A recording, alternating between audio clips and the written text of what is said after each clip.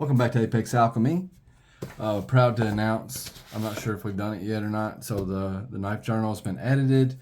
We have sent a few copies out for consideration to knife reviewers. We probably going to order some more, get some more feedback, send them in. We've had some other interest, didn't realize we'd have as much interest as we did. So thank you all for asking for them and stuff like that. Yeah. Today we'll leave a link in the description. I do prefer the paperback over the hardback. Just my personal preference. That's that's up to you guys how you want to order them. But or if you want to order them, no biggie either way. But today we're going to talk about a Chris Reeve Inkosi. Picked this up off of Sato Dave. I was talking to Courtney about the Direware Solo. And I told her, I was like, I pass it up a lot, man. I'm not carrying it as much as I thought I would. So I asked Dave. I got it from Dave. He got it from a guy named Tyler.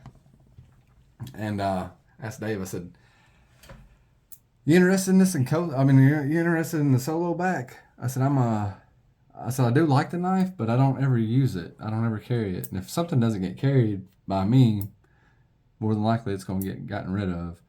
So he was like, what are you looking for? And I was like, nothing specific. He was like, I got this Inkosi. I was like, done. Let me know how much I owe you. He said, no, we can just trade even. So I traded him the Direware Solo for the Inkosi. Ironically, this Inkosi he got from a guy named Tyler. Same dude that owned the Solo. Yep. So it has been modified. It was an Insingo blade. I'm not sure if I'm saying that right. I've only ever seen it in text. I don't think I've ever heard anybody actually say it. But he's modified from the spine down. Kind of cut that Insingo part off to make it a reverse tanto or drop point, sheep foot, whatever you want to call it. It ain't right. I mean, it's not original. It's not original anymore. My first impressions, I like it. If it's built well, of course it is. It's not the flippiest, but I do want to take it apart. I want to take it apart, clean the insides up. Just see if there's anything make it a little smoother of a flip out. Yeah, it will flip. But I don't think these were designed to be flippers. So I can respect that. Anyway. Inside the box, it's large Inkosi inlay, S45EN, natural canvas micarta, Insingo. I think I was saying, I don't know what I was saying. I'm not sure. These cases are like stain sponges. Like they collect a lot of fingerprints if your fingers are oily or dirty or whatever.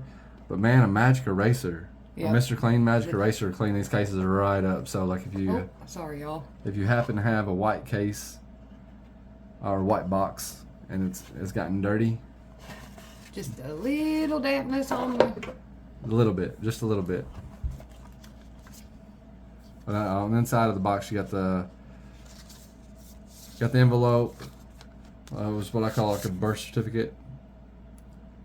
Kind of tells everything about it when it was made. This one was made September 29th, 2022.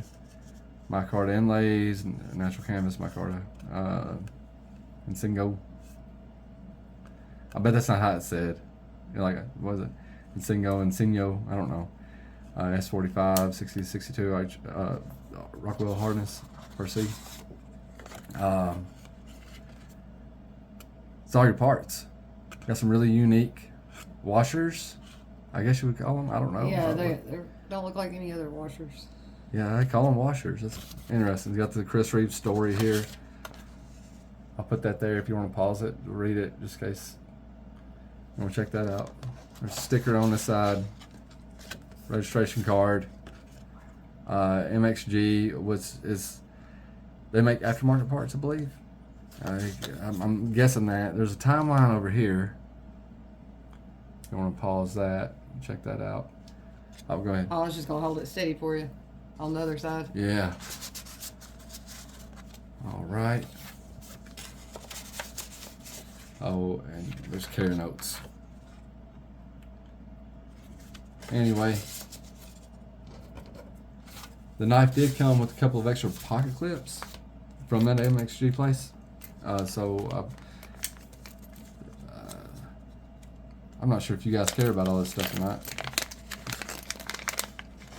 But this pocket clip, it's titanium. You know, it's. Can you see that? I just go ahead and get it out. Yeah, it's got screws in it. Oh, okay. It's all good. So like a titanium pocket clip, spoon. On it right now is some sort of aftermarket pocket clip, milled titanium, I believe. Where's that magnet at? I seen it earlier. I had it. I was playing with it. Yeah. Yeah, it's okay, so that's titanium. titanium. Well, that's not. That one's not magnetic. That's odd. Well, it's probably you flip it over here, or maybe that barrel. Oh, okay. Yeah, probably is. But all right, so then you got the standard pocket clip to come on it. That's an extra pivot, tools to take it apart, some lube and some stuff. I don't know, Loctite and crap. Anyway, we got the box out of the way. The knife, man. The knife feels very familiar, man, because I've been carrying this Spartan Acrobus, and I'm gonna go ahead and stick it up here. The Acrobus was heavily compared to a Chris Reeve Sebenza, and I'm gonna flip it over because of that pocket clip. Heavily compared to a Chris Reeve Sebenza. I know this isn't a Sebenza. It's pretty close to the Sebenza 25 though. You know, like, I mean, all of the knives are fairly similar in aesthetics. If you ask me, just there's just some differences they made to the pivots, and they're like, of course, like the 21 doesn't have the finger hole or the finger grooves and stuff. Yeah. Speaking of the finger grooves, like this knife just disappears in my hand. It's like perfect. It's like, I don't know, man. It feels really good. Like it fits like a glove. Yeah. God mode jimping, just great jimping. It's like about as close to perfect as you could possibly get. I did try to sharpen it, as it was really dull when I got it in. The finger things don't even bother me really, and a lot of times that's one of my big complaints. Yeah. With knives is where it falls in between my fingers is usually not spaced out very well. Yeah, I usually don't like to see those finger grooves there, man. Like when they put those finger choils or finger grooves or whatever you want to call it there, usually like they're not gonna be uniform and fit everybody. But this knife feels great. Like, I can't feel any hot spots. It's just excellent fit, man. It's very natural. It's like, reminds me kind of like a Glock handle, as bad as I hate to say it, because I am more of a 1911 type of guy. But Glock is a very natural feeling. Yeah, natural feeling grip. Anyway, for most people, if you're not one of those people, you hate them, and I understand. So 3.63 inch blade. You're gonna find that same length on this Acrobus. These two knives are actually built very similar, which we do know that Curtis Vito, he was trained by Chris Reeve to, when he was learning how to build the folder knives. So like, this is Spartan's first folder, like, so heavily inspired by Chris Reeve designs. Another knife that gets thrown up a lot when people are talking about, like alternatives to Chris Reeve knives is the Chavez. It's got a 3.63 inch blade again. So this is the 229. Let's actually put it down here. Yeah, there we go. So same length blade, but you got a little bit more on the belly, I guess you would say, or not really the belly, but you got a taller blade to work with. Very similar action. The Chavez has got more snappy action, but very similar in build, construction, and quality and stuff like that. We know this one's made by Riot in China, but it's built pretty well. But anyway, what we got to say about the knife? It feels sturdy and well built. It is one that I'd probably have to use two-handed, just because that flipper, or trying to flip it out, or at least a slow roll, it wouldn't be a quick. But I love how easy it closes. It does close very easy, and it's probably got a 60% lockup, if not more. You know, like, not sure if you'll be able to see that or not, but it's got a very significant lockup, but it doesn't have any lock stick. So, and it does have that very hydraulic style of closing, where it's not drop shutty. It's not going to be drop shutty at all. But like they're not supposed to be. You know, like they're not designed to be. Like they're designed to be like you said, slow rolled and smooth push down. Yeah, that's what they're designed to be. So like, you know, I won't adjust points for action on this knife whenever I'm judging it. It's just it's something you get used to. Right. Get used to good action on knives. But this knife, the Acrobus, it closes like almost identically. Yeah. You know, it does open with a lot more authority. The detent's not as tight, or how, you know, whatever, you know, as far as the construction goes, like, you know, something's allowing this knife to be a little easier to pop open than this knife. But that's, like I said, it's not impossible to flip this thing out. You know, I mean, it's very much possible to flip it out. It's just not, it doesn't come out with all the authority that a lot of your knives do. But I love the design. They call these inlays, and that may be correct. But they're raised. They are raised, so I would have called them like overlays myself. We've had some knives with some inlays in it, and they're actually inset. But these probably are inset as well. There's thicker. But yeah, they're thicker and they protrude. That does offer quite a bit of comfort and grip opportunities. You know, like just having it in your hand, it kind of helps fill it up too. You've got a little bit of added guards, but not too much. The disassembly on these things is like extremely simple. I haven't had this one apart yet, but I'm like pretty much all you got to do is like take out a screw and the pivot, and you're well on your way to full disassembly. So you can clean them nice and easily. I'm glad to have it in the collection. I appreciate Dave, you know, offering it, yeah, and trading.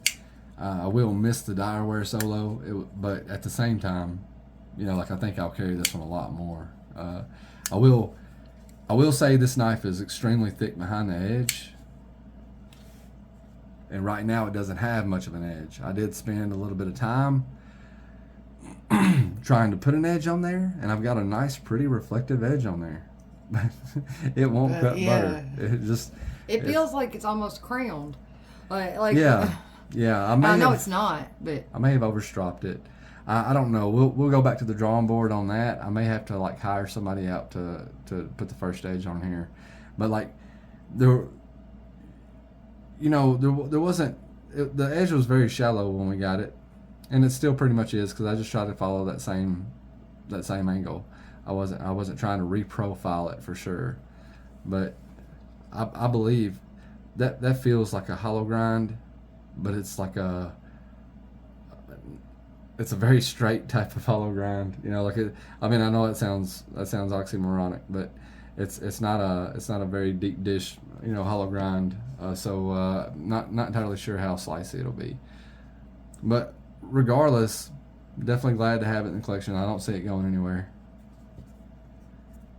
and I may in the future pick up a Tanto version of one of these. We'll see, but I love the way the Insingo, the Inkosi Tanto looks. I don't guess I've looked at it. And not necessarily even just the Inkosi, but I just like that Tanto blade on the Chris Reeve knife in general. You know, like that, they got a really cool looking American style Tanto blade. Did you say how much this one weighs? No, I haven't looked at that yet. Like, it's actually pretty heavy for as skinny of a knife as it is. It's just a little bit over 8 inches, like probably about 8.2 or so inches.